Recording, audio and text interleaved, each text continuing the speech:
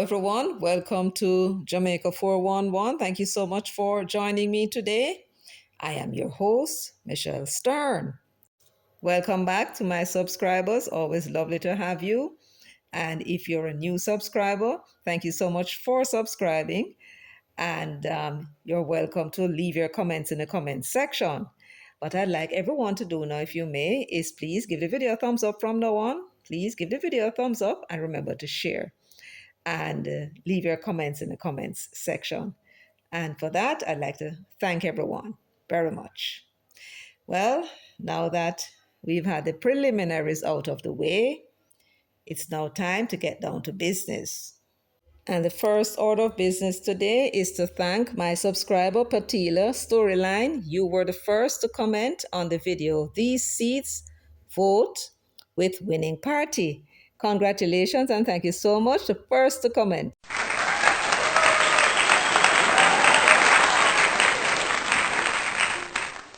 Great, that was wonderful. All right, so on to other business.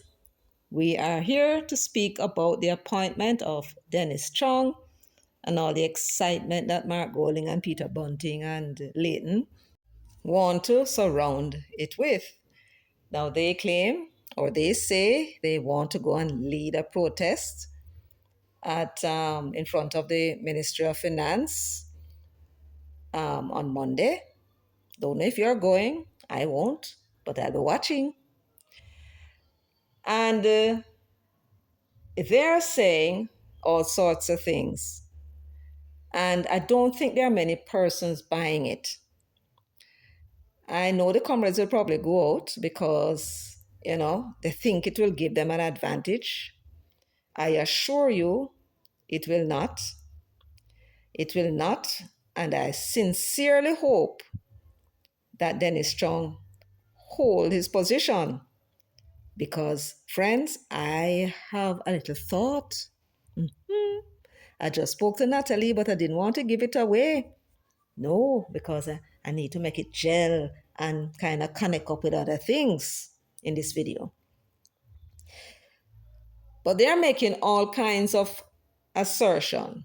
Dennis Chung was appointed by the Public Service Commission as technical director of the FID. I will not pretend that I know what it is that technical director does.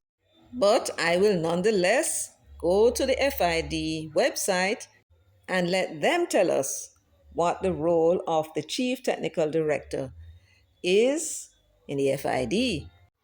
But I heard what it was that Bunting was reading out, some long something that you need to have experience in this and experience in that and qualification in this. And if somebody else is doing the investigation work and then put that investigation in front of me and I'm reading it, he's not a lawyer, so he's not going to be making any pronouncements as to the legality or the winnability of a case, right? So I'm sure they have lawyers to advise him on that.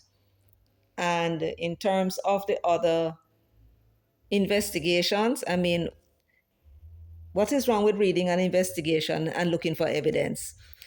Furthermore, he is an accountant, a chartered accountant.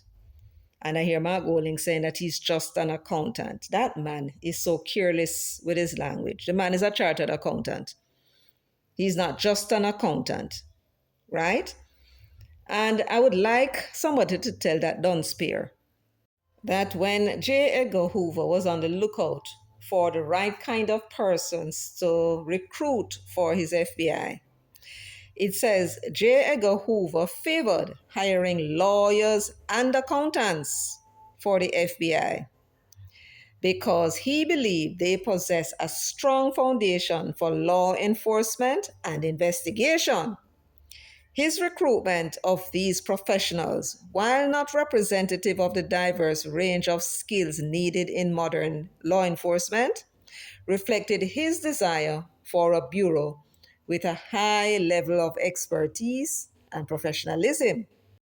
So here now is his focus on core areas.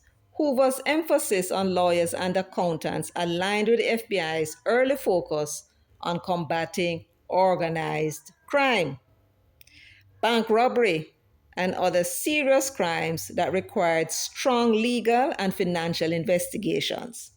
You see it? Yes. So, when it comes to the technical director, let us go to the Financial Investigation Division and hear what they say the role of that technical director is. Let us first begin by looking at the structure of the FID. You have at the top the chief technical director. So he's a man clearly that's in charge.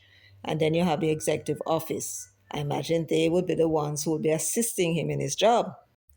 Yes, the executive office is responsible for the overall day to day management of the FID. And what that entails is strategic policy direction. They make reports internally and externally. Then they are required to cooperate locally with law enforcement, such as the JCF. They're also required to cooperate with Customs Department and the TAJ. That's the Tax Administration Jamaica, and they're required also to do international cooperation, like share information if there are assets, that were purchased through money laundering and other illegal activities. They track them down, among other things. Then you have the other units that the chief technical director will be responsible for, working with the executive office, right? So they are the ones that are responsible for these units. And of course, the chief technical director is the head honcho in the executive office. So you have the financial intelligence unit, right? And what they do, they're the ones that receive the reports from regulated entities and from other entities, right? And they analyze the reports that they get, gather whatever intelligence there may be within the reports, and then pass it off to law enforcement like the JCF and TAG or wherever it is they need to send it, right? That's what that unit does. The second one is information technology unit, that speaks for itself. Financial investigations unit. Now, they are the ones that do the investigations, right? Into money laundering, cash seizure, civil recovery of properties, as well as forfeiture and confiscation of property. So anywhere they find that, or anywhere they arrest persons, I imagine, for drugs or anything like that, and they find them with properties that they determine or believe was purchased through ill-gotten gain, there's a process for them to go through. This is the unit that apparently does that, right? Then there's a legal services unit, and what they do, they provide what they describe on the website, the highest quality advice to the chief technical director. So this legal services unit, their purpose is to provide the chief technical director, who will be Chung, right, with legal advice. But not only him, they also assist the financial investigation unit in terms of the collection of evidence. They would advise them on that as well. So you see, they have legal advice to tell them, what it is they need to do, what the law says, and all them kind of something there. Then the next department is called the Planning and Admin Services Unit. That is kind of like the HR, human resources. They look after the staff and make sure everything is all right with them, among other things, is my understanding of what it is that they do. And the last division now is the Asset Management Unit. This is a unit that is supposed to manage, monitor, safeguard, and maintain the properties that were seized under the Proceeds of Crime Act. So them drug lord and so on, when they take away the properties from them, having gone through the legal process, it is this department that is responsible for managing them. Now, you can see from the arrangement then, you have two aspects of operations at the Financial Investigation Division. Two distinct operations. First, you have those who do the investigation, And then whenever they seize the properties from those drug lords, the people who would have gotten it by ill-gotten gains, then now you have another section that deals with the management of those properties, right? It's like real estate properties, maybe other properties as well. But those assets requires management. So I wonder, how were the previous chief technical directors managing in this particular area in terms of the properties? Of course, they'll hire persons who are, experienced in, real estate, if they're real estate and other asset management. But in terms of their technical knowledge of that area, I imagine it may not have been so strong. For example, what are they required to do with these assets? Suppose they were to seize like shares and bonds and so on.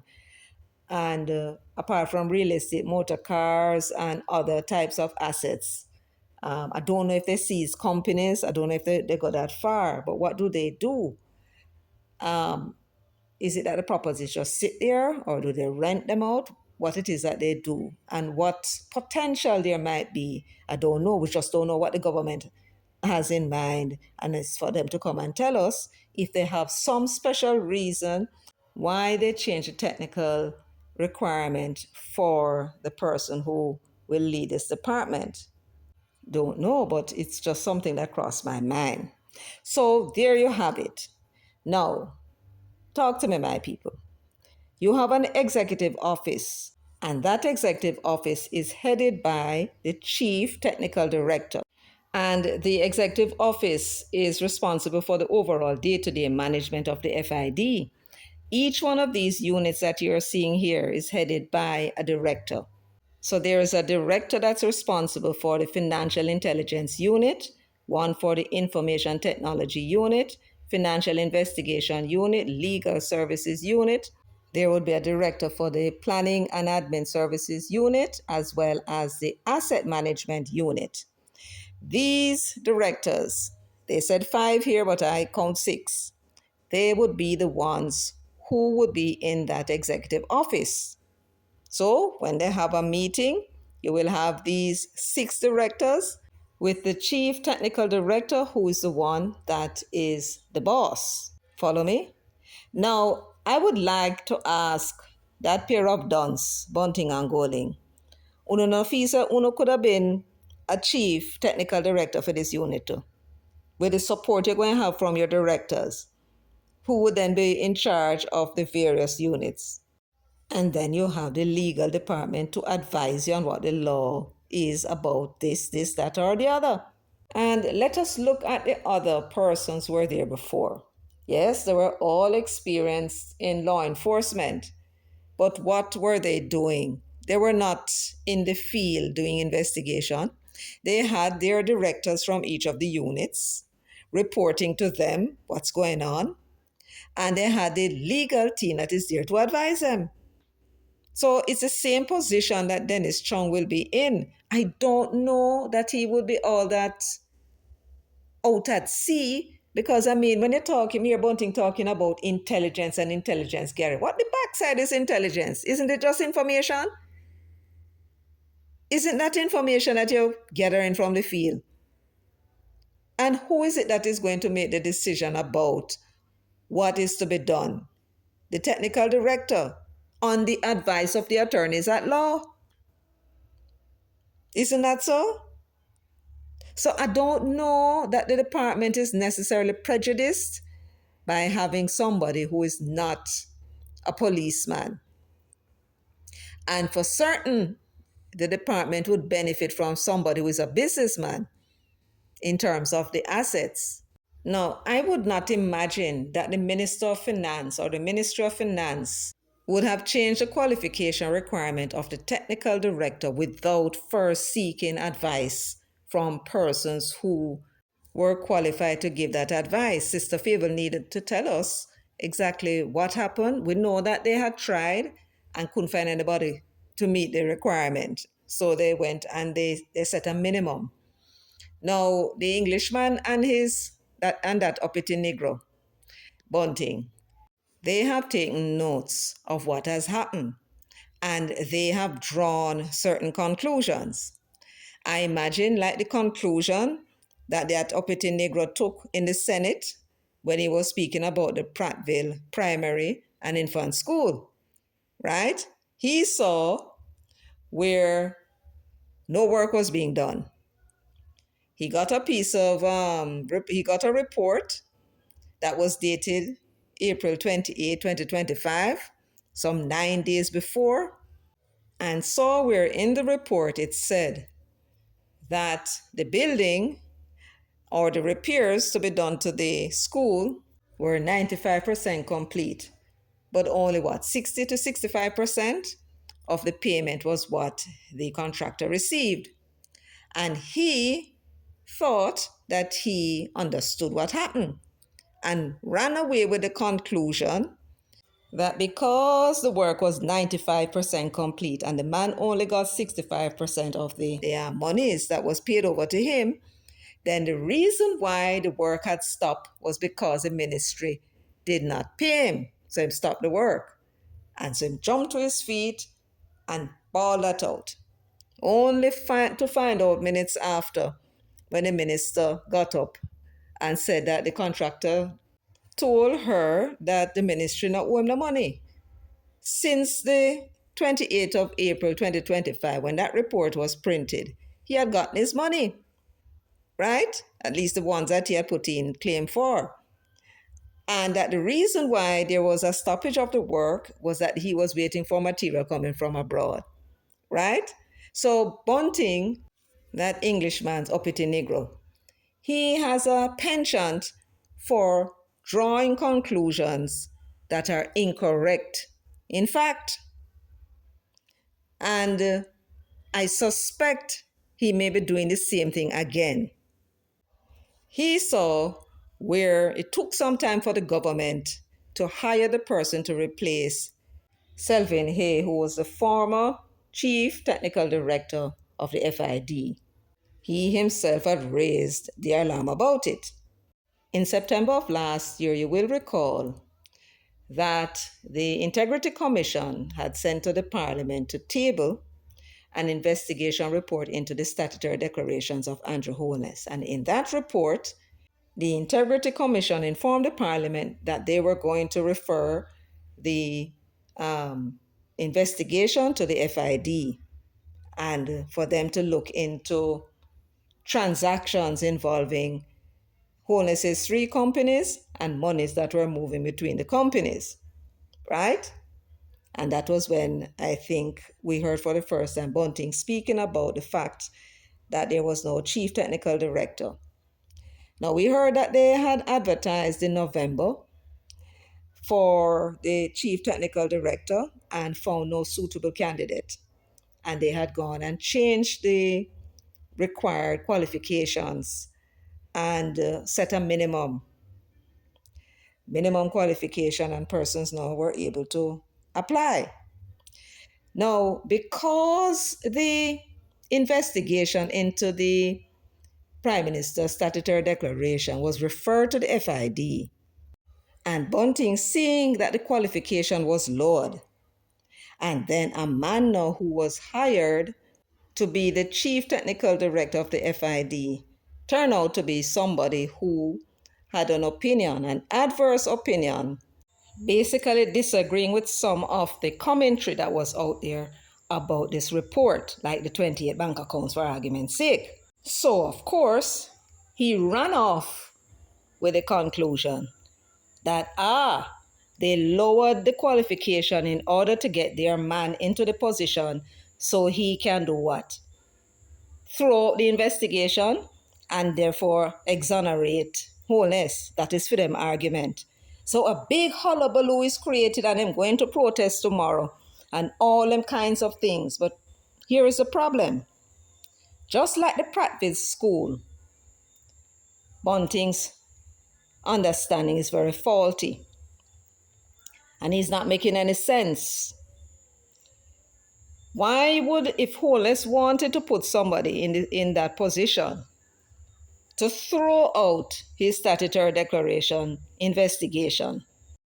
Why make it so obvious that that is what he intends to do? Bring those two imbeciles come, Bunting and Golden. Bring them come. No bother with Leighton. No sense. Bring the two imbeciles come. If he wanted to throw out that investigation as Uno claim, why make it so obvious? Uno not think that there are plenty people out there who are closeted labor rights, professional people, same kind of qualification, but nobody know what they are. But he might know that them are labor right, but Uno no know. So why not get one of those persons, somebody who are labor right and Uno no knows a labor right them? Why not get that person and orchestrate them being on the FID as a chief technical director? Because Uno think Uno so smart. Uno thinks everybody else a fool. Only Uno alone know say Uno fi send Uno risers to apply for job, for go upon the Integrity Commission or go upon the FID or so. Uno alone know for do that, right? Uno thinks that nobody else knows how that them for do. Explain to me and tell me the reason why. If that was the intention, why use somebody to make everybody know that you're up to? Uno no say uno idiot. Uno say uno fool. Faulty reasoning. The first problem uno have is that uno cannot make corruption stick on Dennis Chung. That's the first problem. So nobody in the private sector now take on with that. The second problem uno have is to prove the corruption. Dennis Chung served under the PNP as the chairman of the National Solid Waste Management Authority. But he was also a consultant in the Portia Simpson Miller government, one of the ministries. I'm not quite sure which one. Right? So, he also serves underneath the Labour Party. He has expressed his own opinion about the direction in which he thinks the country should go to get growth, to get investments, to bring down interest rate, to bring down inflation, to increase exports. That's what he does. And it may go against the whatever decision that a government may take. But nobody has ever accused him of being corrupt. Except for the Englishman who cock up in our parliament illegally and his uppity Negro, Bunting. To uno. And uno problem with Dennis Chung is because him dare to put forward an opinion contradicting the peer review. Not once, not twice, 3 times. But let me give you one example. Hurry up with probes into scandal hit FLA, says the NIA, right? This was about that FLA scandal when Montague, was he the National Security Minister at the time? And Seymour Panton was the head of the review board within the National Security Ministry. And there was an investigation into the issuance of firearm license to persons who should not carry it, like persons with criminal background, for argument's sake. So in the course of this article, this is what Peter Bunting said. Opposition spokesman Peter Bunting has insisted that Prime Minister Andrew Holness should fire Montague, whom he accuses of being the architect of the politicization of the board.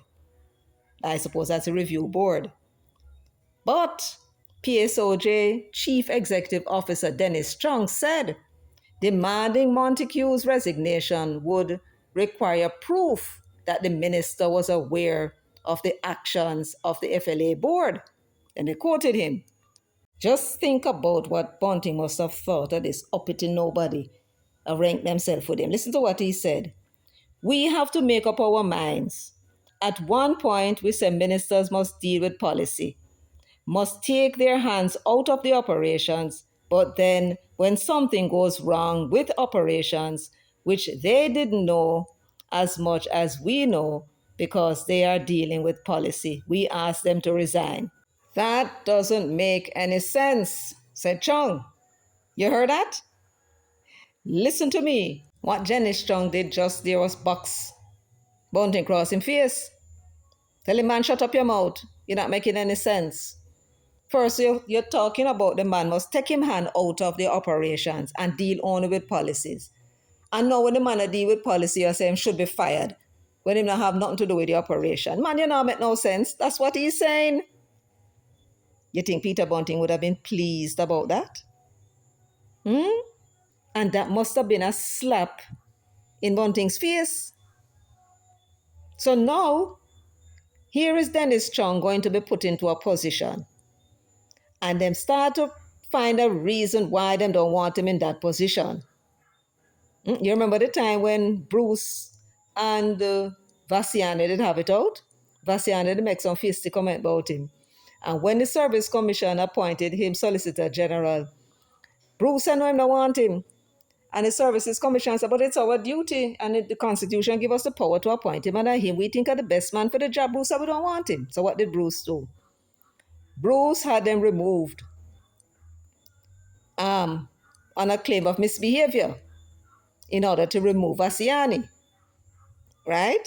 So I'm trying to tell you here now that this, I believe, is what is at play.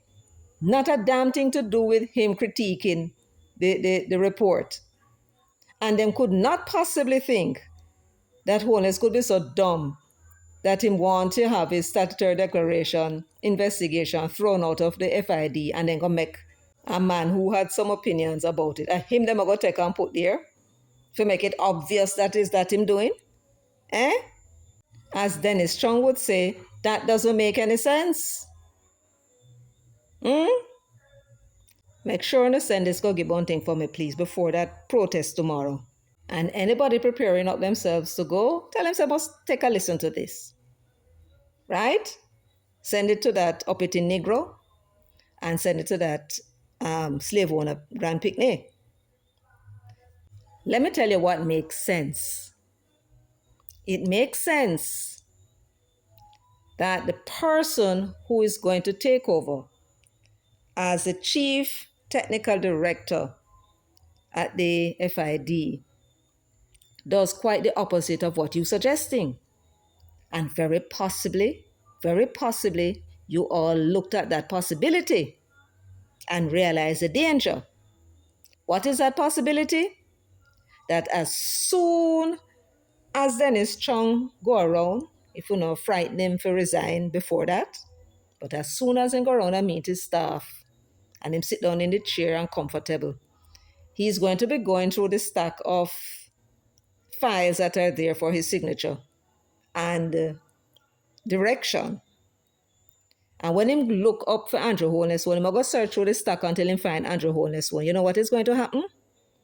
At least what I think common sense should dictate should happen is that Dennis Chung would look up the file and call whoever it is that is directly below him, perhaps the director of investigation, and direct him to immediately start the investigation into Andrew Holness's statutory declaration. You're going to say, a lie, that don't make no sense. Ooh, but it does. It does, and I think that uppity Negro actually knows what I'm talking about. And let me explain to you why it makes sense that Dennis Chung, if him go inside here, since you know say him going here to help Andrew Holness, it is not to throw out the investigation. Let us assume that you are right. The way to help Andrew Holness is not to throw out the investigation. That's going to make the whole thing look bad. No. The way to help him is to commence the investigation immediately. And since you create all this hullabaloo, him should put it out in the press, in a press release, that the investigation is going to commence. Once that investigation commences, the next step is for the FID to write to the Integrity Commission accepting the referral that was sent to them and inform them that they will immediately begin the investigation per their request. Then I would expect in that letter to the Integrity Commission, the FID will request that they transfer all investigative material and file, evidence, reports to them so that they can commence their investigation. And do you know what is included in that? Yes, the forensic expert, the international forensic expert that will pay $30 million for their report, that would have to be sent to the FID as well, so they can see what was covered, what areas were covered, what may have been missed out, so they don't have to walk the same route again. Why reinvent the wheel when a thorough investigation was already done? When the FID get all of that evidence that Kevon Stevenson had gathered, as well as the forensic experts' report that he did not table in Parliament, then they will be able to go through the investigation that they had done and see where now they need to go and look to commence their investigation if they need to do any such thing. And I believe you're all aware of that, because Uno had a man on the inside who told Uno that Andrew Holness was being investigated for illicit enrichment. Yes. And therefore, they would have told Uno what was in that forensic expert's report. And if it was something that was damaging, then it would have been tabled in the Parliament and referred to in the report as well. It was not. And therefore, as soon as the chief technical director is in place and the investigation in Andrew Holness' statutory declaration commences, and the IC hands over all of the investigating material that they have, including the forensic experts' report, when the FID examine that report, the forensic experts' report, what conclusion will they come to, Peter Bunting? You should know.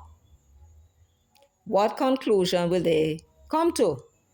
When they look at the thoroughness of that investigation that was done by the international forensic expert, the one that we paid $30 million for, is it likely that they would go and do another investigation when somebody who is qualified in financial investigation already done that? This is what this is all about. This has nothing to do with the little foolishness that Chung said. No. What you fear is the opening of that investigation, because it would mean that all the files, including that financial expert that will pay $30 million for, the international forensic experts report, would also have to be handed over to the FID. And then they would have seen what it was that Stevenson was hiding from the Parliament and come to their own conclusion. The case would have been over. The case would now be properly closed. And then that would force the Integrity Commission to certify Andrew Holness's declaration. That is what Uno fear. Right? Uno don't want there to be any chief technical director. Not at all. Not at all. Because if there was one, because of how Uno was carrying on, you all would be obliged to insist that they commence the investigation into Andrew Holness's statutory declaration. And if that were ever to happen, and all of the information that the Integrity Commission has, all the evidence, all the reports, including the forensic expert, the international forensic expert, was passed to the FID, then the whole Dolly House would have mashed up. And before the election is called, Holness's statutory declaration will be certified. There would have been no reason for them to hold on upon it any longer. And without that, how would you expect to at least have a glimmer of hope of winning the election? We need that statutory declaration to remain outstanding. That's what we need. So all of this little show going on with tomorrow, good luck with that. Good luck with that. My sincere hope is that Dennis Chung stand his ground. Because if him stand his ground and announce that there is going to be an investigation into Andrew Holness's statutory declaration by the FID, all I want to go on with finish.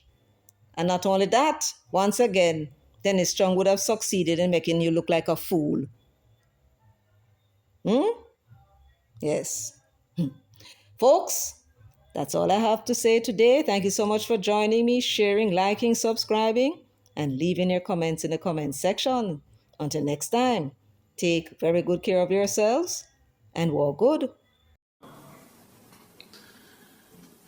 The matter of the Integrity Commission report into the statutory declarations filed by the Prime Minister and their investigation of his affairs in relation to, in particular, the offence of illicit enrichment has been of grave national concern to Jamaicans at home and abroad. The Integrity Commission, after their extensive investigation, due to a lack of information forthcoming from the Prime Minister on critical elements of facts that were relevant to the matters that they were investigating, felt it necessary to refer the matter to the Financial Investigations Division and Tax Administration Jamaica for further investigation on different aspects of what had come out in their investigations.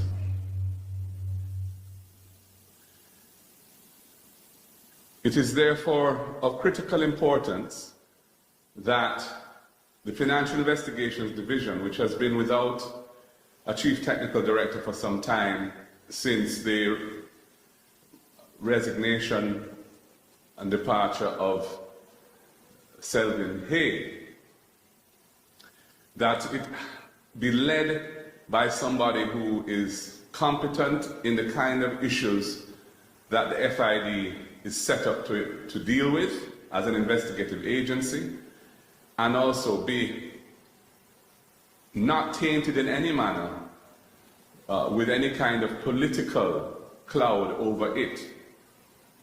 Whoever the chief technical director of the FID is must be somebody who's not perceived as having any particular political affiliation or bias. And we feel strongly that the appointment of Dennis Chung is itself an act which will further the corruption in the country, because he is somebody who has already publicly stated positions in relation to the matters that the FID ought to be investigating, which are strongly in favor of the Prime Minister and which seek to undermine or belittle the impact and importance of the findings that the Integrity Commission has made on the matters that they investigated as set out in the report that they sent to Parliament. He has commented on the 28 bank accounts operated by the Minister and his companies, on the volume of funds that have flowed through those accounts over the period of their investigation in excess of $470 million, on the issue to do with the Positive Jamaica, a non-profit foundation that receives monies for worthy causes donated from local and overseas contributors. Those funds being used to purchase financial investments in the name of and for the benefit of Mr. Holness's personal companies. On each of these matters, he publicly sought to take a position that's led to the impression that there was nothing amiss, there's no case to answer, everything is above board. Even the nil returns filed by companies that had bank accounts with hundreds of millions of dollars passing through them, he said there was nothing peculiar about that. Nil tax returns. He clearly is a biased person on this matter.